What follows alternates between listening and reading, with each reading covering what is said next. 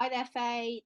Nick, I thought I would get this over to you quickly rather than us wait to reschedule our meeting because obviously we're both busy. So just some ideas here for us for our webinars. And then I'll send through the recording, and also this is Google's slide, so you can annotate and make any notes or questions on the slide. So let's have a look at some concepts that we can do for our webinars. We could do an Ask an Expert interview session, pick some experts outside of Freelance Mum. We can do a 30-minute training topic. So again, we can pick people that we want to do that. 10-minute spotlights from people within Freelance Mum, non-promotional content there, and a topical issue, something completely unrelated to Freelance Mum's businesses, but something that we should all know about. So, for example, with that environmental impact, our responsibilities as small business owners, and Alex would be good at that. Alex Jellicoe, perhaps talk for us. Brexit, someone we know which is good on politics and how that could potentially affect our small businesses. Tomato timer, that if you've heard that concept about being more proactive, reducing procrastination, and then looking after yourself as a result of that.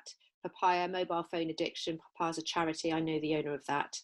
I'm the founder, and she would happily speak on a webinar for us. She wants to take that to webinar anyway with me. So we would be able to get her to talk, and that's about avoiding mobile phone addiction in our children. So ask the experts. Then we could have a group of different experts. We issue them 5 questions beforehand. They're in a panel of 3, so they have time to prepare their questions. And then we can compare those questions. So successful established business owners, so outside of Freelance Mum, I've got some contacts there, and you've probably got contacts there as well. And discovering what unique or things that they did which made them successful, but also what common denominators do these successful business owners, what traits do they have? And then a Q&A session at the end, so that'd be via the chat box, so I would be able to accumulate those chats as they come in, and then field them back across to you, and you could ask the panel at the end, interview style again, put it to each different panel member, the one you think is the best to answer those questions. So we could ask people, so let's go on to our full trainings. So for example, Fiona Scott, how to get 100,000, that's meant to say £100,000 worth of free PR coverage for free. I could do a session on getting started webinars free of charge, not having to pay someone. Powerful presentations, top tips, how to talk to anybody. You mentioned the other day that you can walk into a room full of people and not feel nervous. So explaining to people how you do that, some icebreakers that you tend to use, how to approach people, how to be prepared for networking and for meeting people and to feel comfortable in those situations. So just to start, that's a very straightforward webinar, literally slideshow presentation. People sit on the other end and just listen in.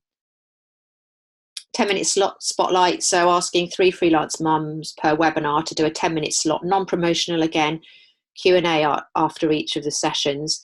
These are top tips that you can implement for free. So non-promotional about your business, but it means that you are giving away your best content for free, which is a soft way to promote yourself, because people then think, gosh, if you're going to give this for free, what are you going to give me help-wise if I pay for it? So it's actually a very effective way to self-promote, but you're not actually promoting. You're giving people 5 top concepts of how they could use your skill set themselves. Webinar top tips for this. Okay, so we want to start around 8:30 for mums. I've researched this, and then we're going to record that because 50% won't turn up, and so we'll be able to record it and send it to them. 45 minutes of good content, no more. And then we have Q&A at the end. The Q&As can be on top of that 45-minute because people can dial off if they want to, but those want to stay can stay as long as they like. We give a 5-minute intro at the beginning, so topping and tailing it. So we'll have 30 minutes of good content from our speakers, bit of Q&A. That 5-minute, well within that 45 minutes of attention threshold. Q&As can go on for as long as they like because people can leave after they get bored of that, but the content needs to pop in between 45 minutes. So next steps for you, take a look at this content, add comments on the slide deck on Google Drive. I'll give you editing access. I don't send it back. I can see real-time editing anyway. I can refine as we go along too, and then let's meet to discuss fully. We need to put dates in the diary. I need to get childcare for the boys so that I'm guaranteed to have a quiet house at 8:30. for when we go live on it. And then we need to have a couple of practices, you and I, so you're familiar with the software. The cost is going to be only £11.99 for you to sign up for the month for Zoom. We'll just do it via Zoom. That's the cheap option. We won't be able to attach any handouts or anything, but that's fine. We don't need to do that with a lot of what we're doing. So it's only going to cost you £11.99 for a Zoom account for that month. And that the reason it's a paid for account is because you're going to have over 3 people on the call, and it's going to be over 40 minutes. If it was below 3 people under 40 minutes, you wouldn't have to pay. But Zoom will, because there's a large group meeting, Zoom will require you to have that month paid for at £11.99. All right, hope you're well, and I'll speak to you soon. All right, Chick, bye.